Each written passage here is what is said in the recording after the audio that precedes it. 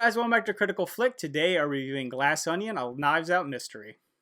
So we were lucky enough to go to the Middleburg Film Festival just recently. And this was a big premiere film that was there. Ryan Johnson was also there to explain some of the nuance that went behind the film, the creation of this movie. So I think that actually really helped with understanding a little bit more. These movies are obviously so well crafted. They're well shot, well edited, well written. They have to be. They have to be so tight and clever when you're working with like a murder mystery type film like this. And it was really great to see the director's perspective on that. Obviously, this movie is the sequel to the very beloved Knives Out film that came out a few years ago. You get to see Daniel Craig back as Detective Benoit Blanc. And this story, instead of taking place in one house, it takes place on like a private island. You have this very, very wealthy tech executive who's played by Ed Norton, and he does a really good job. I haven't seen Edward Norton in a movie in a couple years now, and it was great seeing him back in kind of a more comedic and ridiculous role.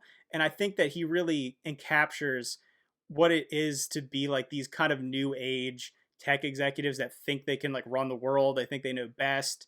And it's kind of a satire that pokes fun at that. While the first Knives Out is a movie that kind of is about like the divide in America at the time when it came out, this movie does focus more on like the influencer sphere and the ideas of people trying to influence the world through money or, you know, just having this power over society. So I think that's an interesting take that's kind of like this subtle undertone throughout the whole film. Daniel Craig is obviously great in this role. I think he's like born to play this role. While people will probably always remember him as playing James Bond, I feel like I'm going to remember him more as playing Benoit Blanc because like he's so good. Just the accent, the way he delivers those incredible little like asides, and he goes on these huge dialogues of just it's just great. The way he explains things, it's the same as you expected from Knives Out. You get that in this movie again. So if you go in liking the first film, I think you're going to enjoy this one.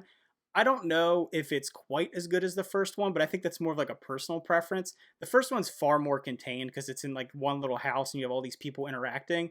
This one's in a bigger space. It does shrink down a little bit as the movie goes along, but it's a little grander. This movie obviously has a lot larger funding. It's backed by Netflix. You can tell this movie cost a lot.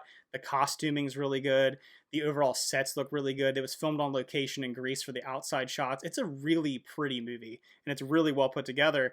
But I kind of like that more intimate nature of the first film. Get a very interesting cast of characters in this one. He's able to throw into some, obviously, those kind of stereotypical roles. We have Catherine Hahn, who plays a governor who's kind of running for election. You have Leslie Odom Jr., who plays a scientist who's kind of trying to live up to his boss's wishes. His boss is Ed Norton, who runs this tech company. Kate Hudson is like a washed up model who's trying to be like an influencer with a new sweatpants brand who's being funded by Ed Norton's character. You have Dave Bautista, who plays a men's rights activist online. So he kind of captures the people that we've seen in this space kind of pop up in the past couple years. So you get all these different aspects.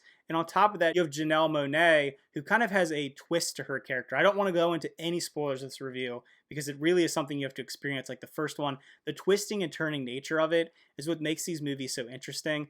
And like I said, the writing is what really captures that, whether it be through just trying to distract you as the audience member. You're trying to see one thing, but you're actually experiencing another. And I think it does a good job of capturing that again. It is doing such a great job of that murder mystery intrigue that keeps you going. It keeps you invested. You're trying to figure it out as well as Benoit Blanc's trying to figure it out. So obviously this review is a little more surface level, but like I said, it's something you really need to experience in theaters.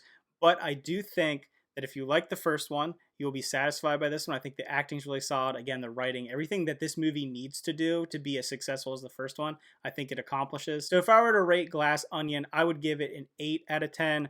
Like I said, a little bit short of the last film for me, but still really good, still really fun. Definitely recommend it.